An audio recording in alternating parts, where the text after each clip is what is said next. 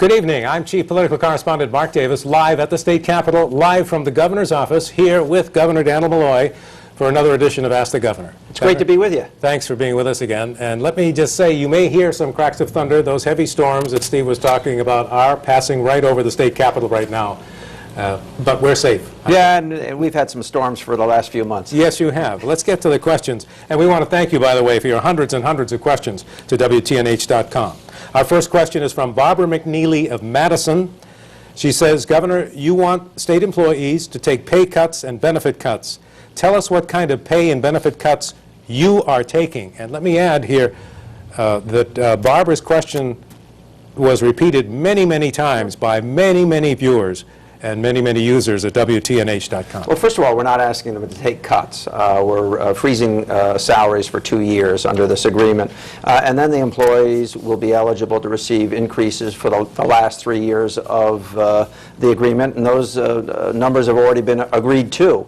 So there is no cut in that sense. When you're talking about anything else that applies to the employee base, it applies to the rest of the state employees. So whatever additional costs are passed on, or any changes in insurance and coverage, all of that affects the vast majority of the employees, including the governor. Including the governor? Yes. Okay, we'll clear that up.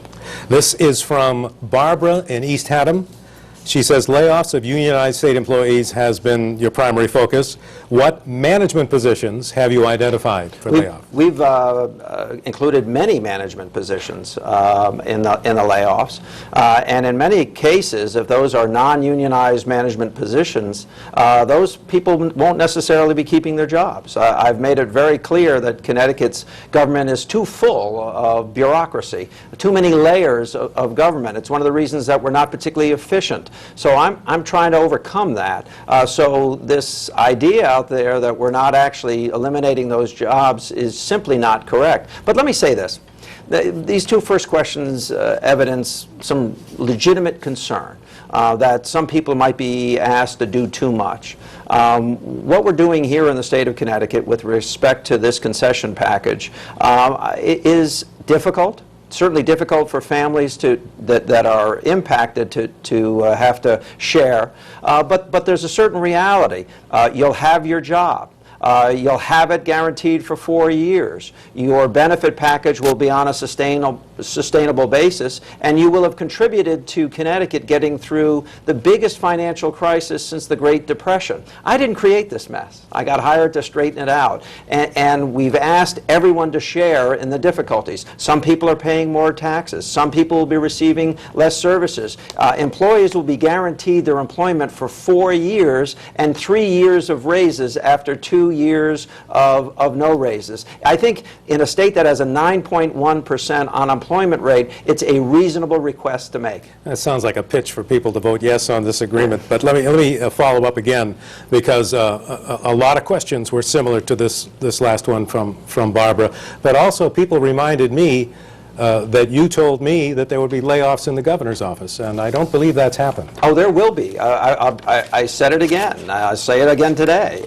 We will eliminate 3 positions, and I think don't hold me on the exact amount. I think it's an allotment of about $166,000 that we have to remove from our budget. But there's a difference between the governor's office and unionized positions. None of the people who work for me are unionized. Right. And so they're not entitled to 2 weeks or 4 weeks or 6 weeks or 8 weeks of notice. So it's a very different situation. But I give you my word, as I did previously, we will eliminate 3 positions. And all of the staff has been told that that will happen. All right, let's go to the next question from WTNH.com.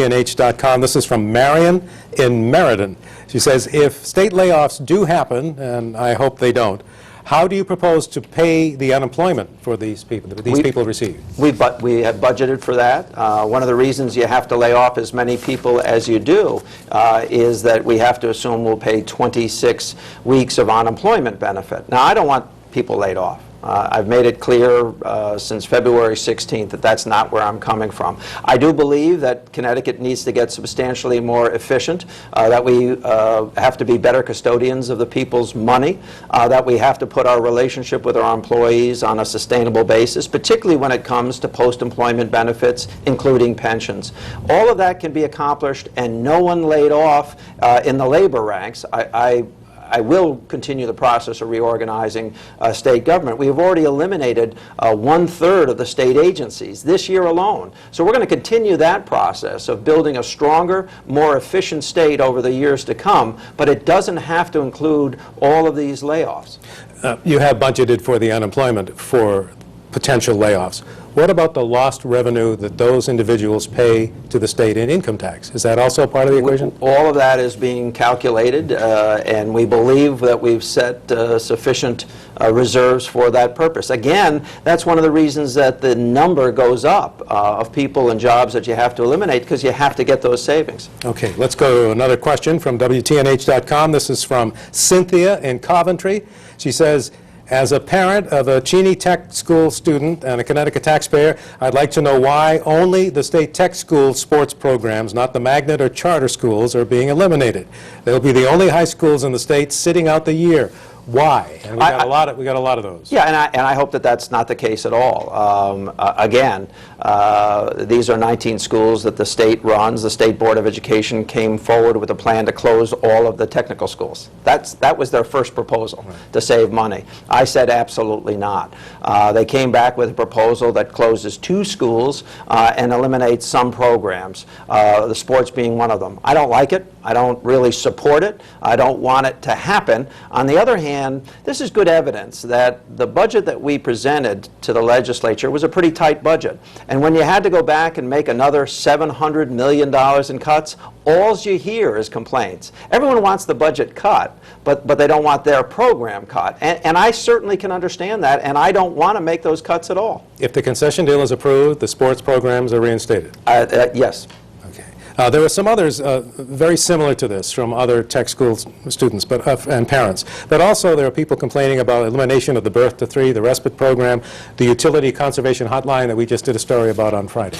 Same answer, I guess. It's a tough situation, $700 million in cuts. And you know, there's this idea that government is full of bloat. Everyone believes that. But then when you scratch the surface and have to make the hard decisions, everyone says, well, cut something else or someone else. It's a tough position to be in. And again, I didn't create this mess in Connecticut. I never served in state government. I wasn't part of the executive branch. I came to this from having to balance budgets year after year after year as a mayor. I know we can get it done. And then when we get this done, one way or the other, we're going to have a budget in balance, then we'll begin rebuilding our state again. All right, I think we can do one more question before the break. This is from Glenn in Sherman. He says, I can understand you want concessions from the unions and raising our taxes, but how can you justify giving $864 million to the UConn hospital in this economy? First of all, that's not a one-time transaction. That's over a number of years. Many hospitals throughout the state are in the process of upgrading their facilities, and we fund those very frequently with state bond money. What we are funding in particular at the UConn campus is the invitation of 50 world-class scientists to come to Connecticut to be involved in innovation and creating new products, in essence.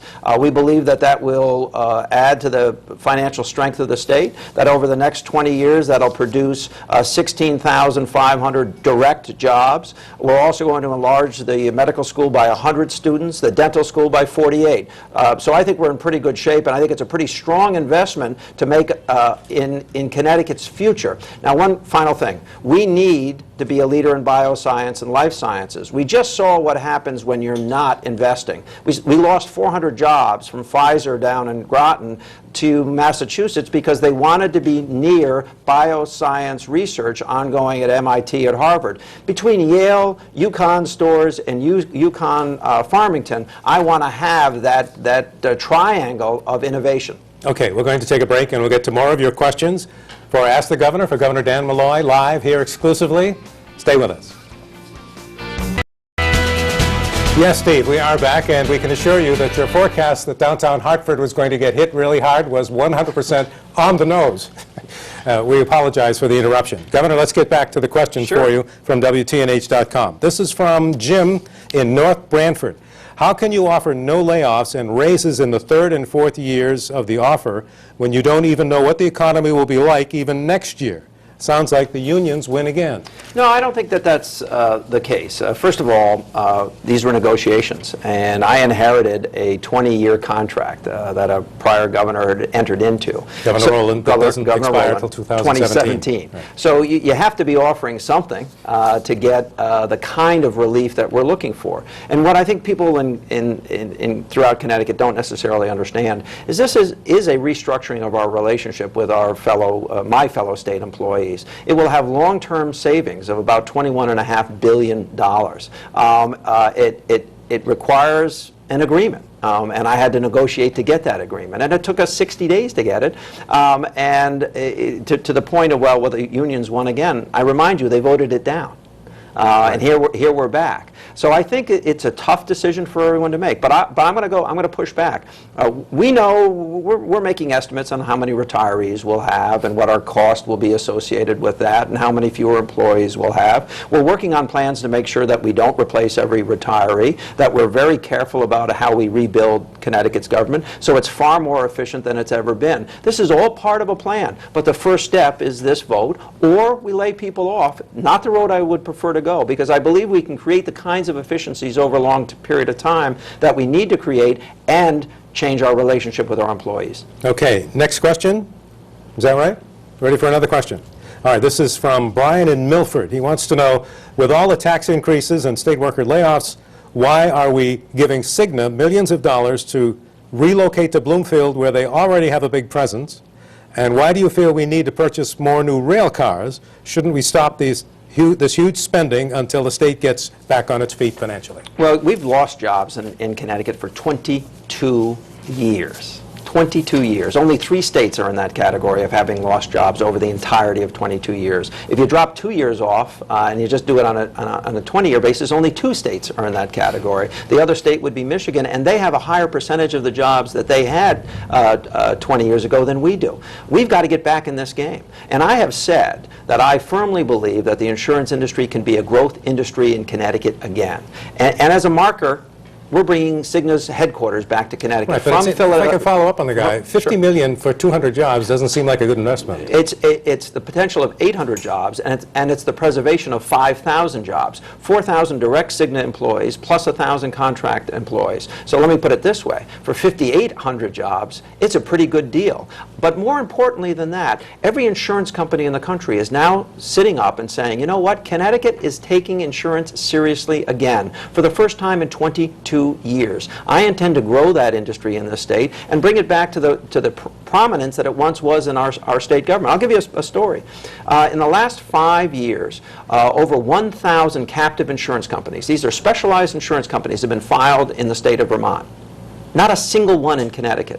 And no one asked the question why. And no one was asking, well, why is Vermont getting all of those jobs and Connecticut getting none? So we have to change that relationship very dramatically. Otherwise, we'll have the same debate that we've had for the last 20 years. What services to cut and how much to raise taxes. And I don't want to have that conversation anymore. And defend the additional rail cars you bought on Friday? Yeah, those probably make more sense than some of the earlier orders placed previously.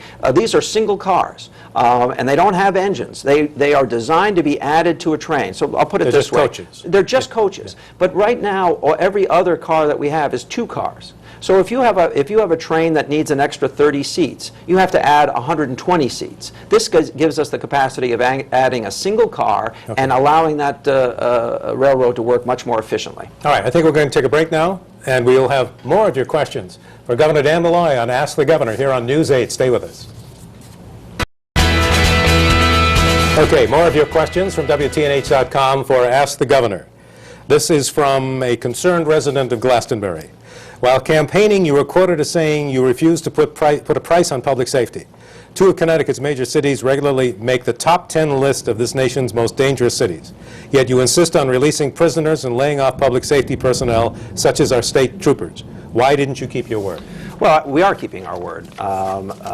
Many of our cities are safer than they once were. You know, as mayor of the city of Stamford, I oversaw a decline in crime of in excess of 60%. But I also want to go to another part of the question. We haven't released anyone as a result from jails as a result of a financial situation. That's simply not the truth, and it's one of these tales that keeps getting told. Well, because of the new law that was passed in the session. But we haven't done that. There's no one been released as a result of... But what about the 57 new troopers? You know what? Well, I made it clear.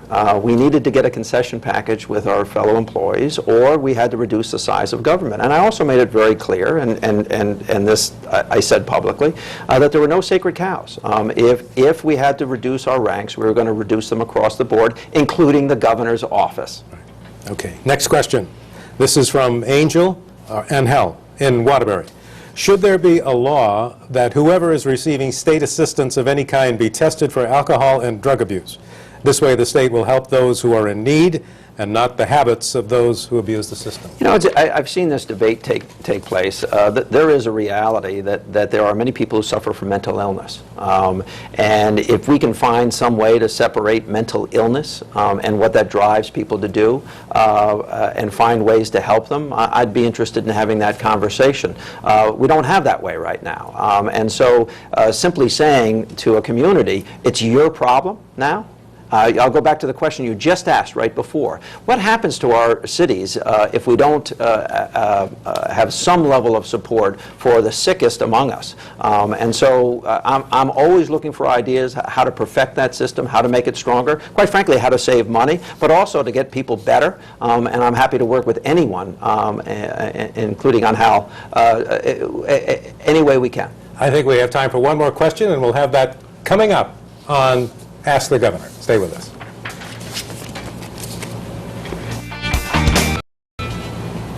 Okay, welcome back. One more question for Governor Dan Malloy. This is from April in New Haven. We as a community would like to know why our paychecks are being retroactively taxed back to January 2011 if the increase did not happen until May of 2011. Well, there's a couple of things and it's complicated. But first of all, we pay taxes on a calendar year. State budgets are made on a July 1 starting date. So they're never in sync. And these kinds of income taxes are always retroactive in that sense. If they go up. If they go up. Yeah. Or if they go down.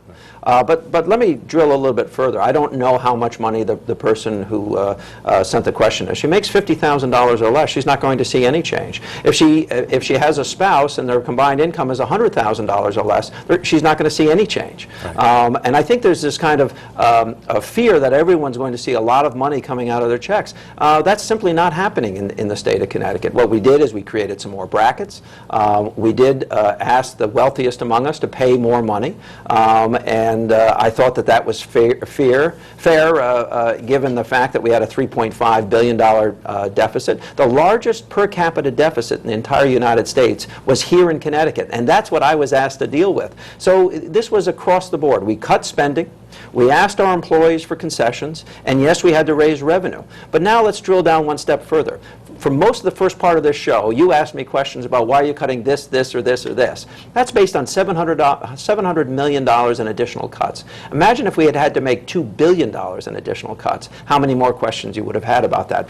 I'm doing the best I can. I think our state's going to start creating jobs again in the not-too-distant future. This is the best way to do it. We'll do it again soon. Governor Malloy, thanks for joining us. And thank you very much for your questions for Ask the Governor. Now, let's check in with Keith and Sonia for News 8 at 6.